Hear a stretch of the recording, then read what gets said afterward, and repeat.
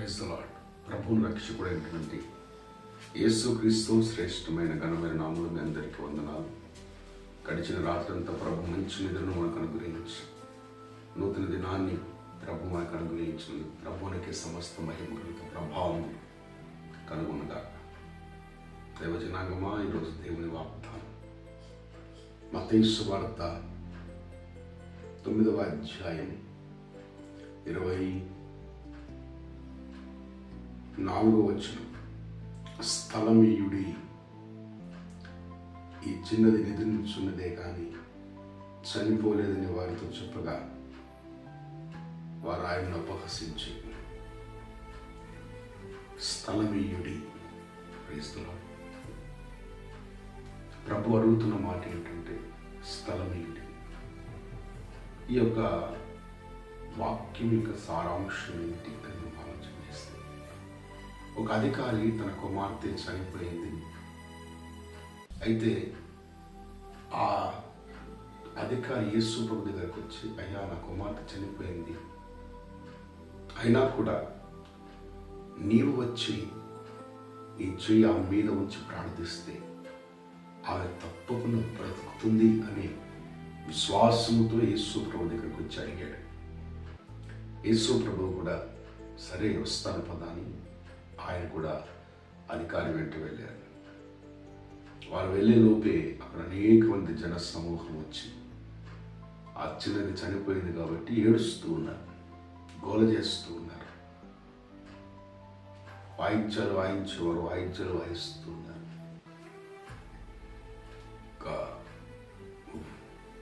శబ్ద వాతావరణం అక్కడ సృష్టించబడింది.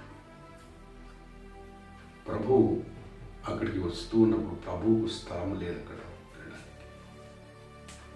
ఒక నిమిషం మనం ఇక్కడ ఆగితే మనము చాలా రకాల ఫంక్షన్స్ చేసుకుంటాం, ప్రోగ్రామ్స్ చేసుకుంటాం. ఆ ప్రోగ్రామ్స్లో ప్రభు ఉన్నారా?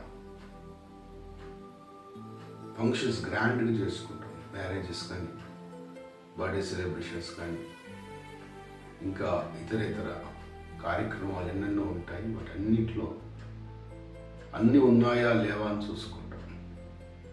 లైటింగ్స్ ఉన్నాయా, డెకరేషన్స్ ఉన్నాయా, ఫుడ్ ఏ విధంగా ఉంది, బంధువులందరూ వచ్చారు, గెస్ట్లు వచ్చారా, స్పీకర్స్ వచ్చారా, ఇవన్నీ చూసుకుంటున్నాం మనం. ప్రభు ఉన్నారా, ప్రభు వచ్చారా అని ఇప్పుడు ఆలోచన చేశారా? ముఖ్య అతిథిగా ప్రభువే రావాల్సి ఉన్నది కదా.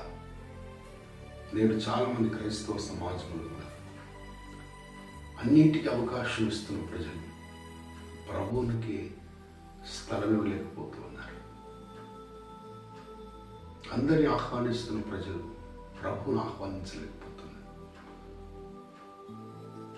ప్రభువుని ఎక్కడో మూలకు పెట్టేసి వారు ఇతరేతర కార్యక్రమాలకు, ఇతరేతర వ్యక్తులకు ఎక్కువగా ప్రాధాన్యత ఇస్తున్నారు. దైవజనాంగం, ఇది మంచిది కాదు. మనకు ముఖ్యమైన వ్యక్తి క్రీస్తు. అడుగుతున్నాను, నీ యొక్క ఫంక్షన్స్లో క్రీస్తుకు స్థలం ఉందా? క్రీస్తు నీ ఫంక్షన్స్కు రాగలుగుతున్నారా? ప్రార్థన నీ ఫంక్షన్స్లో ఉందా? డ్యాన్సులు చేయడానికి, కాలయాపన చేయడానికి అనేకమైనటువంటి పనులు చేస్తూ ఉన్నాం, కానీ ప్రార్థన అనేటువంటి విషయం త్వరగా అయిపోవాలి. త్వరగా అప్పటిదాకా ఆకలి కాదు, ప్రార్థన వరకు ఆకలి అవుతుంది. వాక్యం వినేటప్పుడే అన్ని కార్యక్రమాలు గుర్తొస్తాయి. క్రైస్తవులు మనం సిగ్గుపడాలండి, సిగ్గుపడాలి. మనం మొట్టమొదటిగా ఎక్కువగా ప్రార్థనలో గడపడానికి మనం ఏ ఫంక్షన్ అయినా సరే, అది ఏ ఫంక్షన్ అయినా ప్రార్థనకు మనం ప్రాధాన్యత ఇవ్వాలి, వాక్యములకు మనం ప్రాధాన్యత ఇవ్వాలి.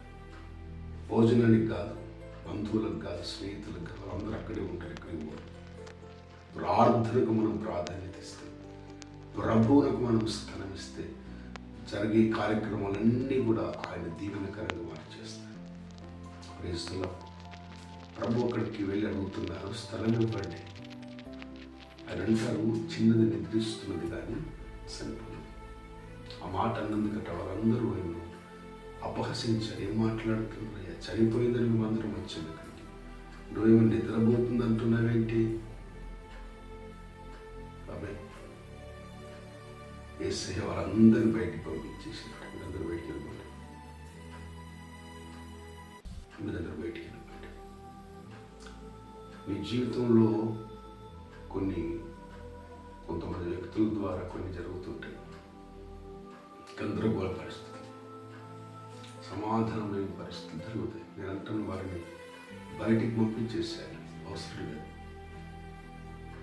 వారి ద్వారా నీ అంతరంగము నాశనం అయిపోతుంది, నీ భక్తి నాశనం అయిపోతుంది. వారిని పట్టుకొని ఏలాడుతున్నావు. తద్వారా అక్రమ సంబంధాలు, విడిచిపెట్టవలసిన వాటిని విడిచిపెట్టాలి. విడిచిపెట్టవలసినవి కూడా పట్టుకుని వేలాడుతున్నావు కదా, అవి నీ ఆత్మీయ జీవితాన్ని చంపేస్తాయి. నీ ఆత్మీయ జీవితాన్ని చంపేస్తాయి. వేటినైతే వదులుకోవాలో వాటిని మనం వదులుకోవాలి, వేటినైతే తిరస్కరించాలో వాటిని మనం తిరస్కరించాలి. ఆ వ్యక్తులైనా వస్తువులైనా దేవుని సన్నిధికి దూరం చేసేవి ఏవి నీ దగ్గర ఉండకూడదు. దేవుడి సన్నిధిని దూరం చేసే ఏ వ్యక్తిని హృదయంలో ఉండకూడదు. మీ హృదయంలో తుఫాను రేపుతున్నారు, కలవరం రేపుతున్నారు, దుఃఖాన్ని రేపుతున్నారు, అసమాధానాన్ని కలిగిస్తున్నారు. వారందరినీ బయటికి పంపించేయాలి. No one should live in your heart except Jesus Christ.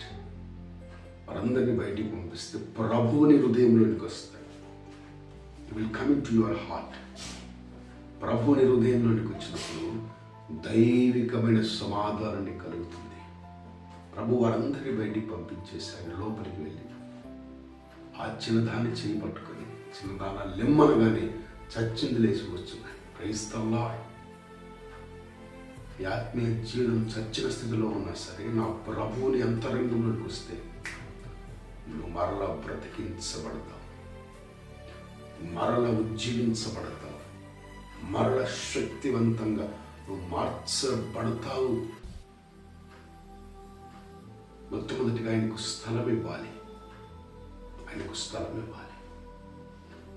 నీ హృదయం అంతా గార్బేజ్ పెట్టుకున్నావు, చెత్తంత పెట్టుకున్నావు, దాని అంతా బయటికి పంపించేస్తే ప్రభువుని హృదయం తలుపు దగ్గర నిలబడి తడుతున్నాడు.